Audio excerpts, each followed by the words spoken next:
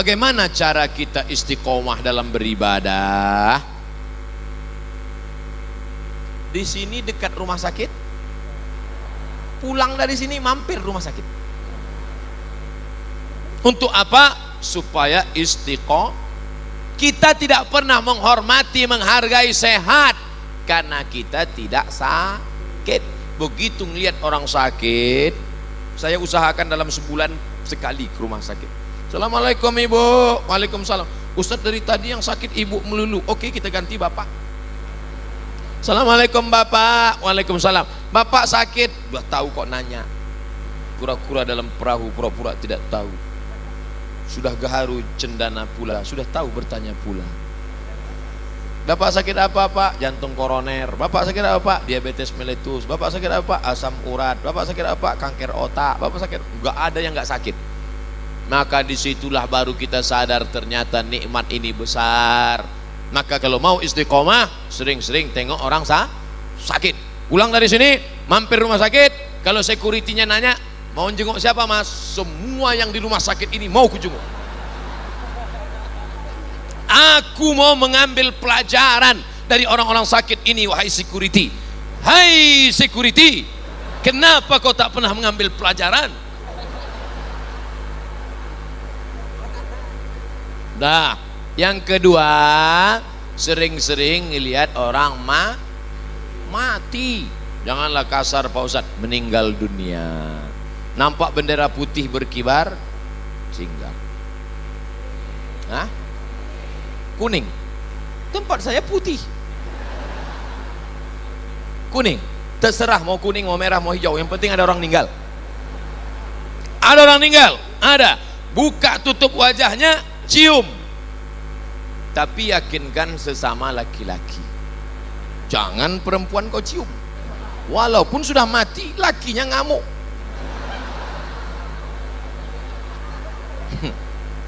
Saya nggak pernah nyoba. Buka.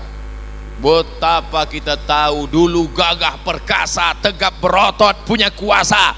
Setelah meninggal dunia, dingin kulitnya, sejuk macam es batu. Yang belum pernah mencium orang mati, terasakan ujung hidung senggol pipi dia macam es batu, sejuk, membeku, mata melotot. Tak ada satupun orang mati yang bisa memejamkan matanya. Semuanya dipejamkan orang lain. Makanya jangan langsung datang jenguk orang mati kalau nggak berani menjamkan mata. Biarkan dulu agak-agak antrian ke-5, ke-6 baru. Datang ke sana, pejamkan matanya. Allahumma ighfir li fulan ibni fulan warfa' darajatahu al ghabirin. Betapa kita tak ada apa-apa. Antar sampai ke pemakaman. Tegak berdiri kau di samping liang lahat. Tengok ke dalam. Iya, kalau liang lahatnya seperti ini, penuh dengan bunga-bunga. Tidak ada saudaraku, kosong, hanya tanah. Kebetulan tempat itu tanahnya tanah merah, tanah liat. Habis hujan tadi, basah. Kata panitia penyelenggaraan jenazah, Pak, gimana? Ada air di dalam. Udah injek aja. Air naik. Karena ini tanahnya kebetulan dekat sawah. Begitu digali, hujan lebat, naik. Diletak ke bawah, naik. Diambil batu besar, timpa ke bawah. Mana tempatmu? Dulu rumah itu yang membuat engkau. Rumah itu yang mencarikan arsiteknya engkau. Tapi sekarang tidak ada sejengkal pun di rumah itu yang mau menerima engkau. Itu kamar papa dulu. Sekarang kamar brownies.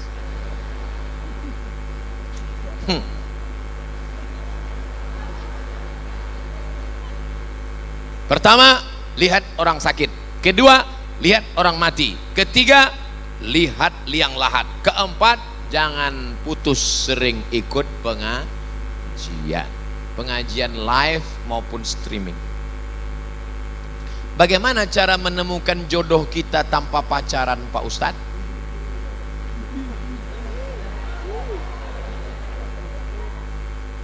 Ustadz Habib Kiai datang. Mereka punya banyak stok.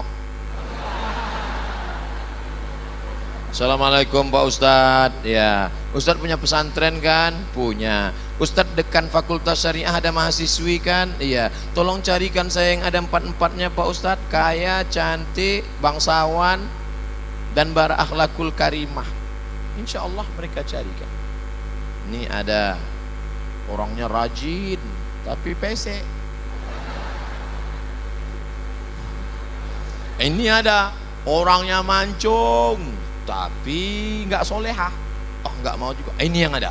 Ini cantik, bangsawan, keturunan orang baik, solehah, jilbabnya panjang. Yang ini aja, tapi baru meninggal.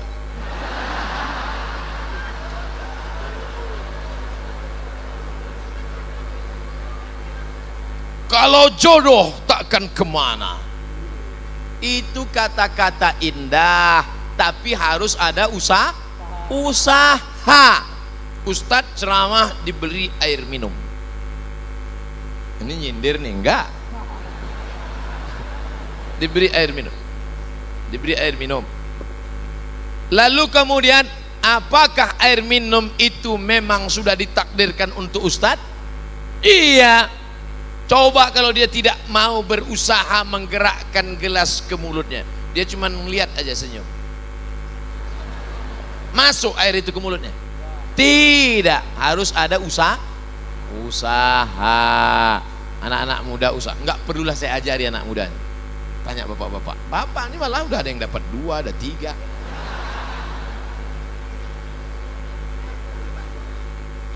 Ustadz, apa hukumnya sholat bagi pelaku zina?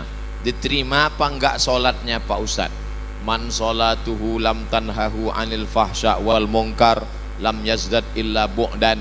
Siapa yang sholatnya tidak mencegah dirinya dari perbuatan keji dan mungkar, maka dia semakin jauh dari Allah. Inna sholata tanha anil fahsya wal munkar. Apakah dengan dosa itu dia menjadi kafir Pak Ustadz? Dia tidak kafir kalau tidak ingkar. Kalau dia katakan tidak ada itu Tuhan, tidak ada itu sorga, tidak ada itu neraka, tidak ada akhirat, baru dia kafir. Tapi kalau dia sekedar buat dosa, maka dia fasik.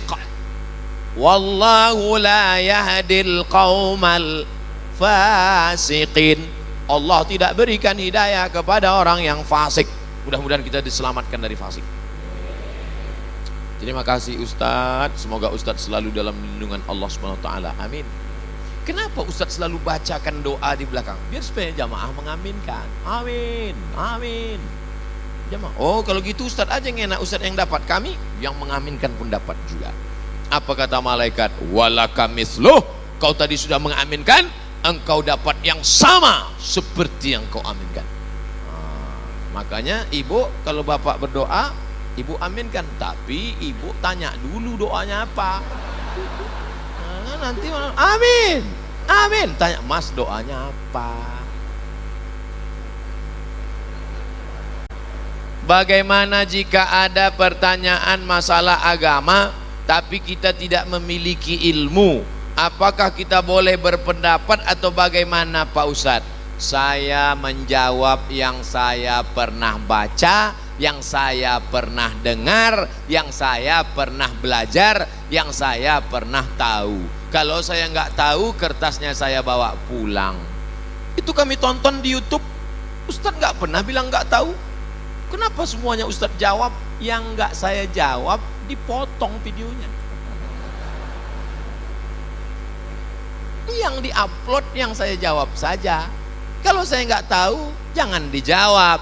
Inna sama, telingamu, wal basar, matamu, wal fuad, hati, pikiran, lidahmu, semua akan ditanya. La taqfu ma laisa laka bihi ilmun. Kalau nggak tahu, jangan bicara, jangan ngomong. Walaupun titel kita MSI, Master Segala Ilmu. Terima kasih Ustadz. Panjang umur, sehat selalu. Amin. Nah, kan? Mengenai fikih Ustaz. Oke. Air kencing itu kan najis, ya. Air sperma itu kan suci, tidak najis. Mengapa apabila kita kencing hanya istinja saja, sementara itu najis? Kenapa kita keluar sperma harus mandi? Sudah gitu kata Nabi.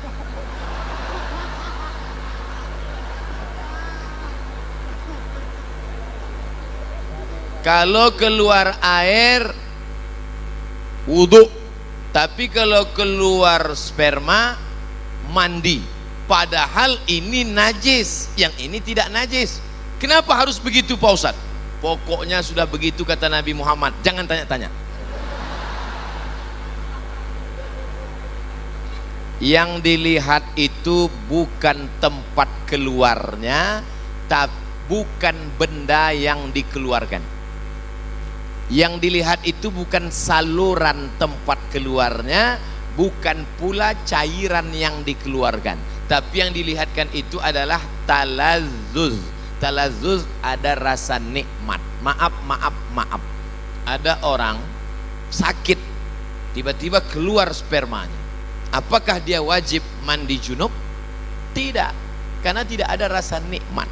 Ketika keluar rasa nikmat, talazzuz namanya. Talazzuz diambil dari kata laziz, nikmat, tapi bukan yang lembaga amil zakat.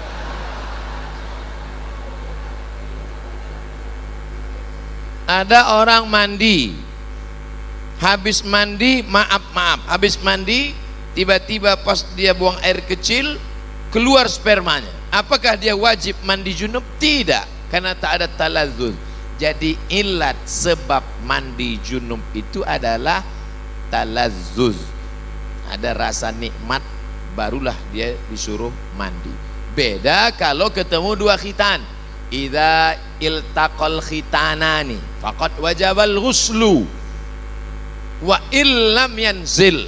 Kalau orang melakukan senggama, dukhul, walaupun tidak keluar spermanya tetap mandi, itu kasusnya berbeda. Nah, jadi yang dilihat di sini bukan saluran tempat keluarnya, bukan pula cairan yang keluar, tapi talazzuz, rasa nikmat itu yang menyebabkan dia disuruh mandi. Bid'ah sudah merajalela. Bagaimana mengatasinya? Bid'ah pangkal tidak bersatunya umat Islam. Perbuatan, ucapan, tindakan, pikiran tidak ada dalilnya bid'ah. Sesuatu yang tak ada dalilnya bid'ah. Pergi dia ke tanah lapang, dibentangnya sajadah, digelarnya sajadah, dia sholat. Allahu Akbar. Kenapa ente sholat di sini? Semakin panas, semakin berkeringat, semakin banyak pahalanya. Itu bid'ah, tak ada dalil sama sekali. Selama ada dalilnya, maka tidak boleh kita bid'ahkan. Jangan membid'ahkan orang kalau ada dalilnya.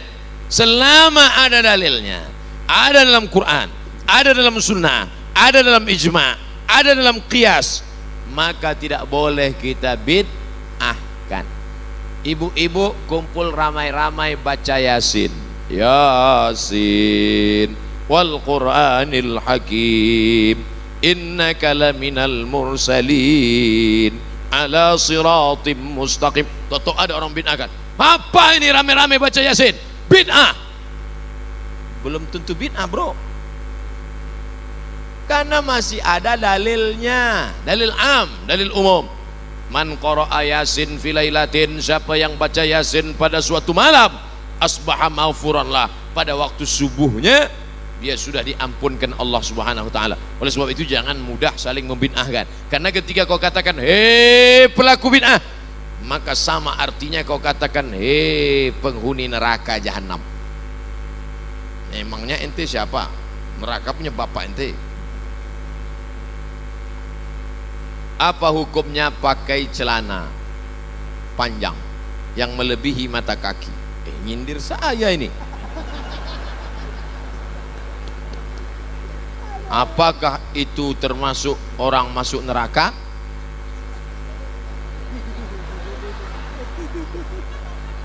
Pakai celana melebihi mata kaki. Untung rumputnya subur, nggak kelihatan. Ini celana melebihi mata kaki. Apakah masuk neraka? ma asfalal ka'baini finnar. Kain, celana, jubah di bawah mata kaki masuk neraka. Neraka, neraka, neraka, neraka. Jangan baca satu hadis, ada hadis yang lain. Man jarra thawbahu khuyala. Kalau dilewatkan mata kaki untuk sombong, kalau enggak sombong enggak apa-apa, kata Imam Syafi'i. Kalau enggak sombong enggak apa-apa, kata Imam Nawawi. Kalau enggak sombong enggak apa-apa, kata Imam Sun'ani dalam Subulus Salam Syarah Bulughul Maram. Kalau enggak sombong enggak apa-apa, kata Imam Syaukani dalam Nailul Autar. Kalau enggak sombong enggak apa-apa, kata Syekh Yusuf Al-Qardawi dalam kitab Kaifana Ta'amal Ma'as Sunnah. Kalau enggak sombong enggak apa-apa, kata Syekh Ali Jum'ah. Kalau enggak sombong enggak apa-apa, kata Syekh Atiyah Sokor dalam kitab Fatawa Al-Azhar. Saya dalam hal ini tidak menyalahkan kawan-kawan yang sudah potong kaki celana. Bapak yang sudah potong jangan disambung, biarkan aja. Saya sudah terlanjur motong Pak Ustaz, biar aja. Bagi yang sudah terlanjur motong, yang belum motong jangan diejek. Jangan nanti pulang dari sini, ini kelihatannya setelah hijrah makin tinggi nih. Yang udah motong biarin, yang nggak motong. Kalau antara yang udah motong dengan yang belum motong saling ngejek, yang ketawa yang nggak pakai celana. Ini masalah khilafiyah.